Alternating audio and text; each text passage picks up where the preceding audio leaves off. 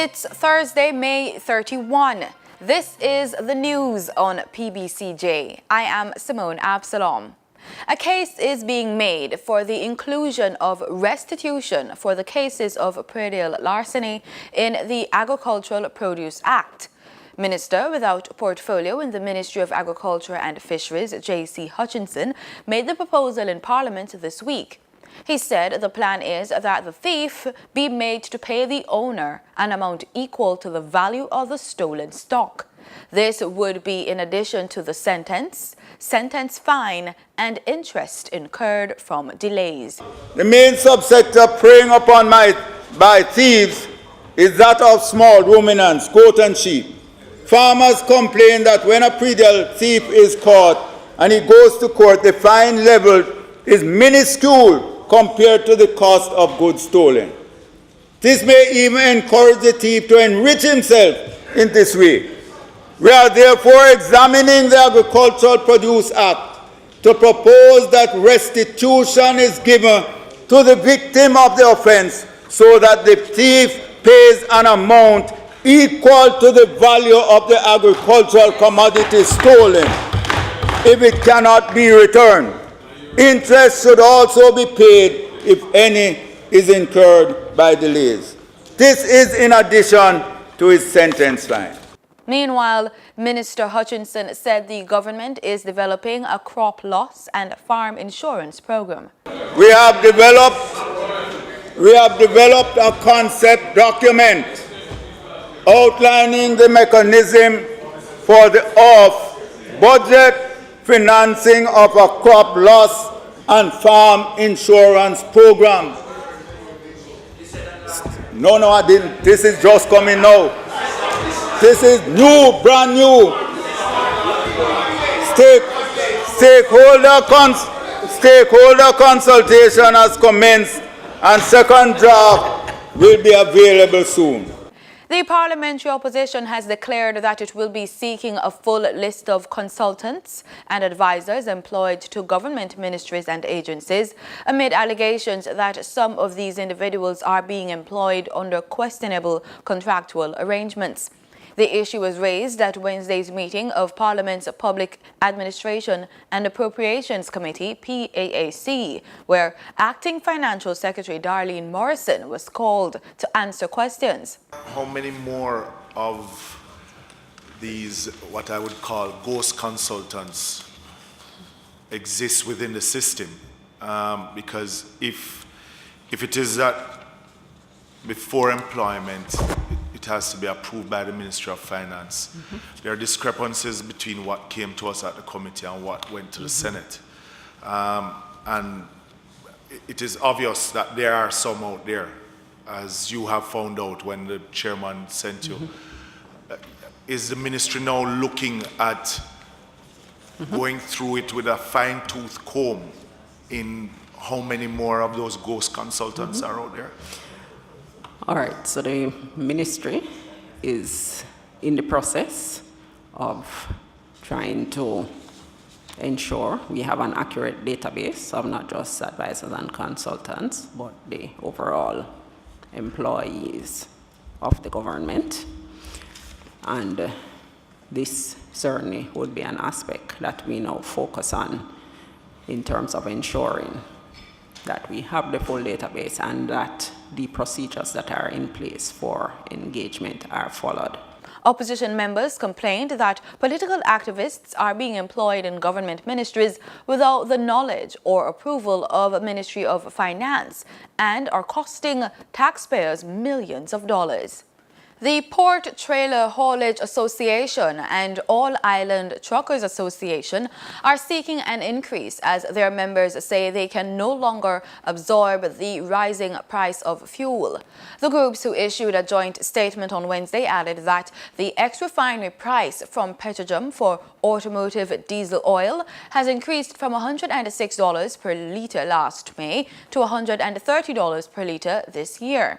They said this does not include the markup by marketing companies. The truckers are also calling for the government to consider a reduction in the taxes on diesel fuels so they will be better able to absorb the future increases. The truckers argue that this could mitigate the risk of higher inflation.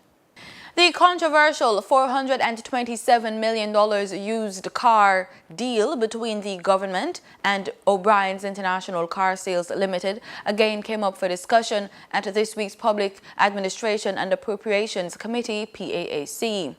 Permanent Secretary in the Ministry, Diane McIntosh, informed the committee that, based on the advice of the Solicitor General, the Security Ministry had agreed to go to mediation with O'Brien's to try to resolve the matter, and that if that failed, then the parties would move to arbitration.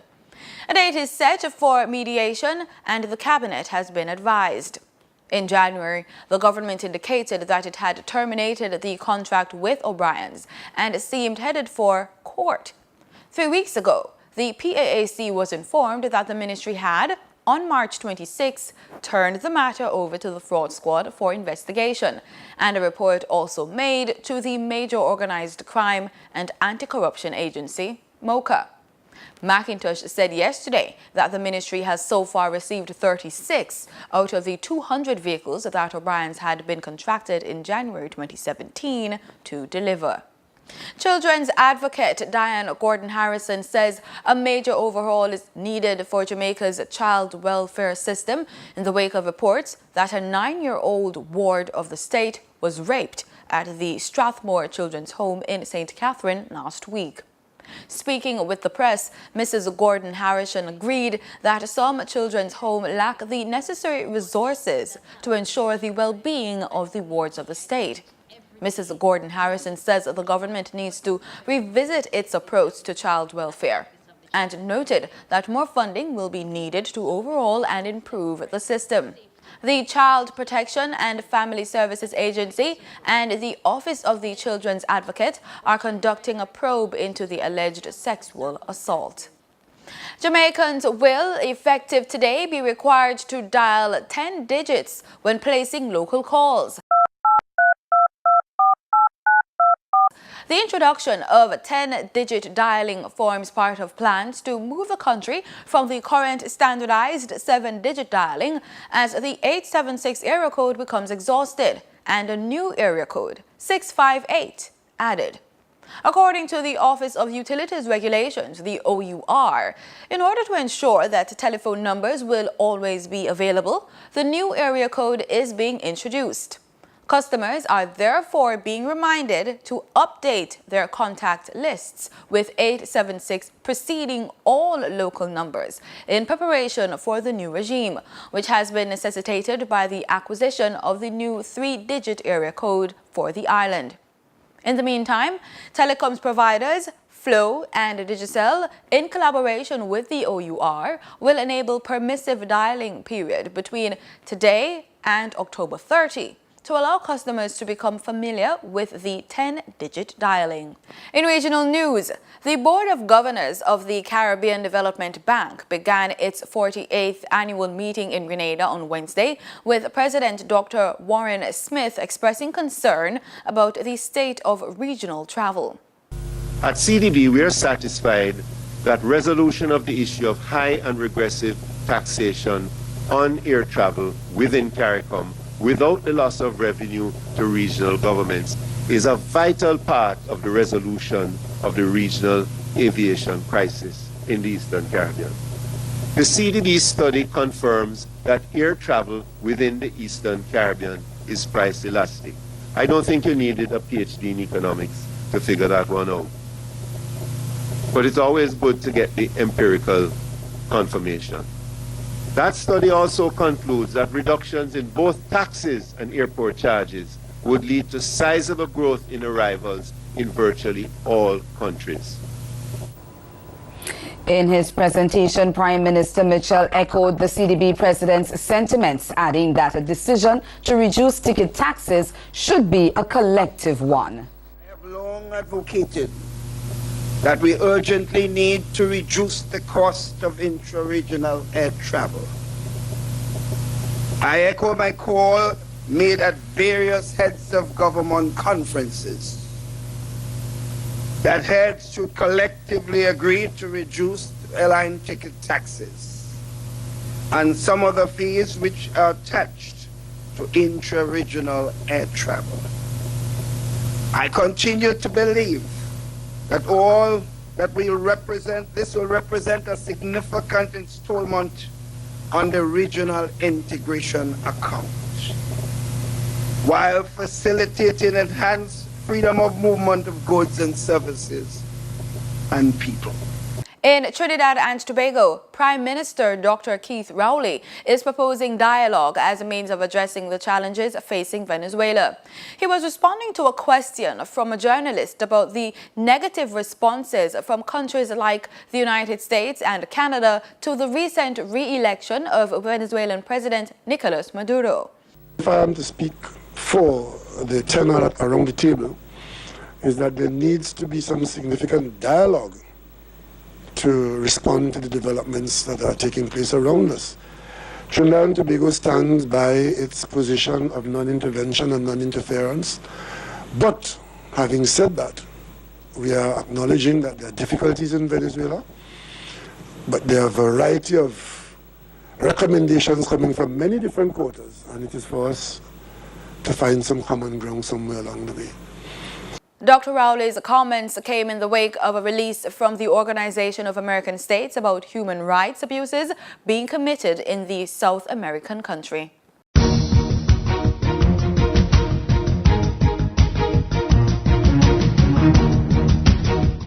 In sports, the Jamaica Football Federation, JFF, will be hosting the second Captain Horace Burrell Lecture Series in commemoration with the first anniversary of the passing of its late president.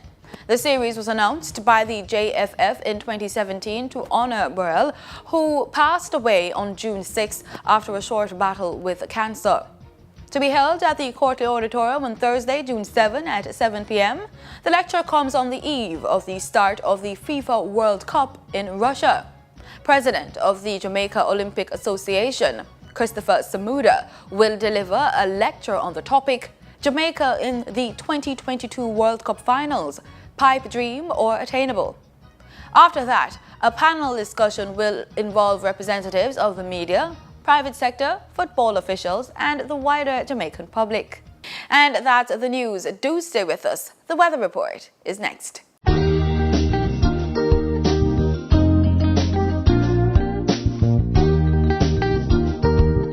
This is PBCJ's weather report. Thanks so much for staying with us. Let's start with a look at what's happening in Kingston.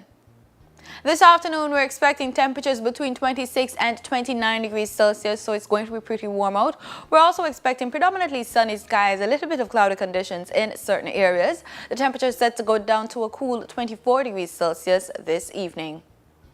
Over there in Montego Bay, St. James, we're looking at temperatures between 29 and 7 degrees Celsius throughout the day. We're looking at sunny skies. This afternoon, going into this evening, some cloudy conditions expected in certain areas of St. James.